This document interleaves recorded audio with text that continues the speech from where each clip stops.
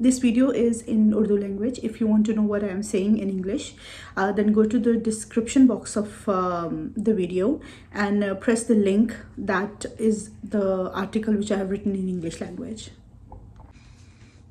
अस्सलामु अलैकुम friends from all around the world. कैसे हैं आप सब लोग? Welcome to my channel Hijama natural healing.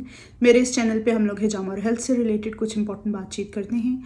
आज का जो टॉपिक मैं आपके लिए लेके आई हूँ that is a very common question that everyone asks.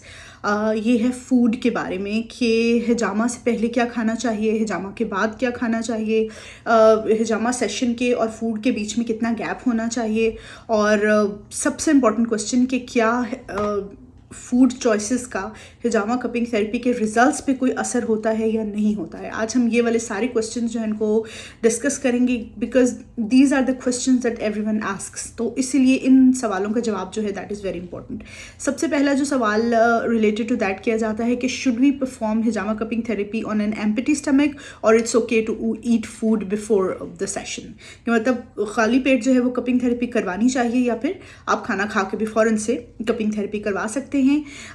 इससे रिलेटेड एक हदीस मुझे इस टाइम याद आ रही है। इब्ने उमर रदी अल्लाहु अन्हु से रिवायत है कि रसूलुल्लाह सल्लल्लाहु अलैहि वसल्लम कहा करते थे, हिजामा is the best on an empty stomach, in it there is a cure and a blessing. ये सही सुना इब्ने माजा की जो है ये हदीस है, हदीस नंबर 3488, जिसमें जो है ये रिकमेंड किया गया है, प्रेफर किया गया है कि अगर आप खाली पेट हिजामा करवाएं तो उसके फ़ायदे ज़्यादा हैं। And according to the science as well, अगर आपका टमी जो है वो उसमें फूड ना हो, वो एम्प्टी हो, तो कपिंग के जो रिजल्ट हैं वो ज़्यादा अच्छे आते हैं।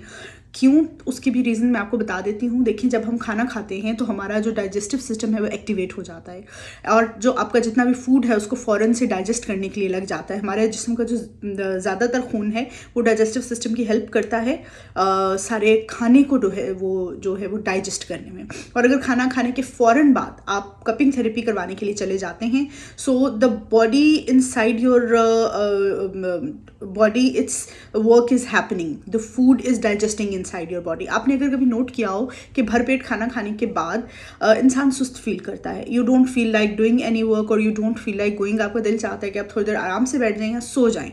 उसका रीज़न ये होता है कि आपका जो बॉडी है वो डाइजेस्टिव सिस्टम के हेल्प कर रहा होता है ब्लड को फूड को डाइजेस्ट करने में। तो उस टाइम जब there is work happening inside और अगर आप आराम से रिलैक्स होकर बैठ जाएं, खाना हजम हो जाता है, उसके बाद फिर आप एक्टिवेट होना शुरू हो जाते हैं।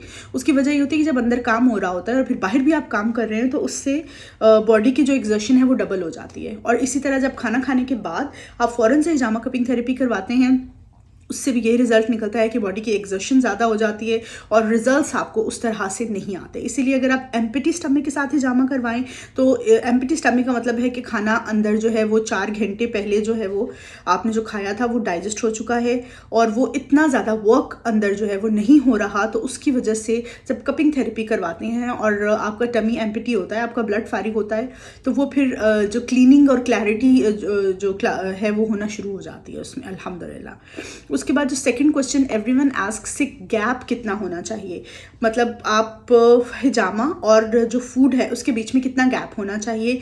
3 से 4 घंटे का गैप बहुत मैंडेटरी है। अगर मोस्टली अगर आप 9 o'clock early in the morning cupping करवा रहे हैं तो बेशक आप ओवरनाइट फास्टिंग भी कर सकते हैं, उसके भी बहुत फ़ायदे हैं माशाल्लाह। लेकिन कई दफ़ा ऐसा होता है कि आपकी हेल्थ कंडीशन इस तरह की होती है कि आप 3-4 घंटे से ज़्यादा जो है वो भूख बर्दाश्त नहीं कर सकते, तो फिर 3 to 4 hours जो है that is mandatory to do cupping therapy. ठीक है, इससे ज़्यादा अगर आप गैप रखेंगे तो उससे फिर क्या होता है कि कई दफ़ा मेरे पास क्लाइंट्स आते हैं कि जी हम जो है वो 6-7 घंटे पहले हमने खाना खाया था, now we want to do the cupping. Sometimes क्या होता है कि जो ही मैं कप लगाती हूँ उनको चक्कर आने लग जाते हैं क्योंकि उनका शुगर लेवल डाउन होना शुरू हो जाता है। तो आपने अपने शुगर लेवल को भी एक प्रॉपर जो है वो पॉइंट पे रखना है जिसकी वजह से आपके रिजल्ट्स अच्छे आएँ। तो 3 से 4 घंटे का जो गैप है खाने से हिजामा सेशन तक का, दैट इज़ परफेक्टली फाइन। अगर आपको डायबिटीज़ का प्रॉब्लम नहीं है और अगर आप की एज भी ज़्यादा नहीं है, मतलब इतना गैप आपकी बॉडी बेयर कर सकती है, तो वेल एंड गुड। अगर आपको डायबिटीज़ है तो फिर 1.5 घंटे का जो है ना वो फ़र्क होना चाहिए, मतलब 1.5 घंटे पहले आपने खाना खाया था उसके बाद आप कपिंग थेरेपी करवा सकते हैं। नेक्स्ट जो क्वेश्चन है वो ये होता है कि what should we eat before this session of cupping therapy. क्या खाया जा सकता है, ऐसी क्या चीज़ें जो हम कपिंग थेरेपी से पहले खाएं और उसके जो है वो रिजल्ट्स अच्छे हों। आप कुछ भी ऐसा खा सकते हैं कपिंग थेरेपी के साथ जो कि लाइट वेट हो, जो कि फ़ौरन से डाइजेस्ट होने वाला फूड हो, जैसे कि फ्रेश फ्रूट्स खा सकते हैं, वेजिटेबल्स खा सकते हैं, कॉम्प्लेक्स कार्ब्स खा सकते हैं क्योंकि वो स्लोली डाइजेस्ट होते हैं तो उनको इतना ज़्यादा टाइम नहीं लगता है। अनसेचुरेटेड फैट्स आप ले सकते हैं, लीन प्रोटीन्स भी आप ले सकते हैं। लीन प्रोटीन्स में फाइबर आता है और इसके अलावा मतलब हल्की फुल्की ग़ज़ाएँ जो हैं वो इन सब चीज़ों में आती हैं। हल्की फुल्की ग़ज़ा आप खाने से पहले हिजामा कपिंग थेरेपी से पहले खाएंगे तो इंशाल्लाह उसके रिजल्ट्स माशाल्लाह बहुत अच्छे आते हैं। हिजामा कपिंग थेरेपी से पहले कुछ चीज़ें हैं जिनको आपने अवॉइड करना चाहिए, जैसे कि ग्रीसी ऑयली फूड है वो मत खाएं, प्रोसेस्ड फूड मत खाएं, चाय कॉफ़ी कैफ़ीन वगैरह अगर ना पिएं तो वो अच्छी बात है इसकी, क्योंकि ये कैफ़ीन जो है ये हमारी बॉडी से वाटर एक्सट्रैक्ट करती है, तो इसीलिए कपिंग थेरेपी से पहले पानी का इंटेक अच्छा होना बहुत ज़रूरी है। तो अगर आप ये वाली चीज़ें ज़्यादा सॉल्टी फूड इस तरह की जो चीज़ें हैं और बेकरी आइटम्स वो ना खाएं तो उससे ज़्यादा जो है रिजल्ट अच्छे आते हैं। नेक्स्ट क्वेश्चन जो होता है जी, how much gap is mandatory to eat a food after the session of hijama cupping therapy. After the session of hijama cupping therapy आपको बिल्कुल भी कोई भी गैप लेने की ज़रूरत नहीं है, आप फ़ौरन से कुछ खाइए, क्योंकि शुगर लेवल्स अगर डाउन हो जाए तो फिर चक्कर आना शुरू हो जाते हैं। तो कपिंग थेरेपी के फ़ौरन बाद आप खाना खा सकते हैं, that is not a problem, उसको आप फ़ौरन से कंज्यूम कर सकते हैं फूड को। अब उसके बाद नेक्स्ट क्वेश्चन ये आता है कि क्या खाया जाए, what is the best food after the session of hijama cupping therapy. Dates खाइए सबसे पहले तो, क्योंकि सुन्नत भी है अल्हम्दुलिल्लाह।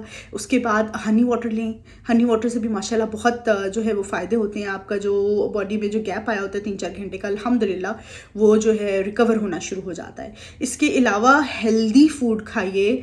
अवॉइड क्या करना है, अवॉइड आपने चिकन, मटन, बीफ, दूध और दूध के साथ अंडे अवॉइड करने हैं फॉर नेक्स्ट 24 आवर्स। 24 आवर्स के बाद आप ये चीज़ें कंज्यूम कर सकते हैं, that is not a problem by the way. इन चीज़ों के कोई साइड इफ़ेक्ट्स नहीं हैं, it's just that because all those things are heavy to digest. Right now are the main priority of our body, हमारी बॉडी की जो main priority है वो जो हीलिंग प्रोसेस है उसको तेज़ करना है। अगर आप बहुत ज़्यादा खाना खा लेते हैं उसके बाद जो है वो हीलिंग प्रोसेस स्लो डाउन हो जाता है।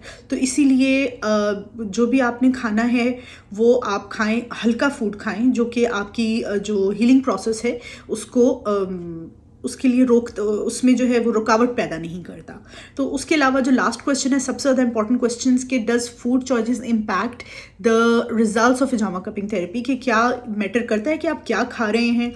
बिल्कुल मैटर करता है, क्योंकि अगर आपने हल्का फुल्का खाना कुछ खाया है उससे अल्हम्दुलिल्लाह रिजल्ट्स बहुत अच्छे आते हैं। अगर आपने कोई हैवी फूड खा लिया है तो उसको 48 से 72 घंटे लगेंगे, 48 to 72 hours to digest from your body. और जब कपिंग थेरेपी आपने करवाई है, इसका reason whatever the reason is, उसका मकसद ये है कि आपको हीलिंग चाहिए। हीलिंग के लिए आप कुछ लाइट फूड खाएं ताकि आपका जो सारे का सारा टाइम है वो फूड के कंजम्पशन पे ना लगे, हीलिंग प्रोसेस पे लगे। लाइट फूड खाएंगे अल्हम्दुलिल्लाह उसका रिज़ल्ट जो है वो माशाल्लाह बहुत अच्छे आएंगे। अगर आप अकॉर्डिंग टू द बुक चलें, जो कि रूल्स एंड रेगुलेशंस बनाए गए हैं, उसके हिसाब से अपना कुछ टाइम के लिए फूड जो है वो चॉइसेस को डिफरेंट कर लें तो आप खुद फील करेंगे कि अल्हम्दुलिल्लाह रिजल्ट्स बहुत अच्छे आते हैं। Thank you so much.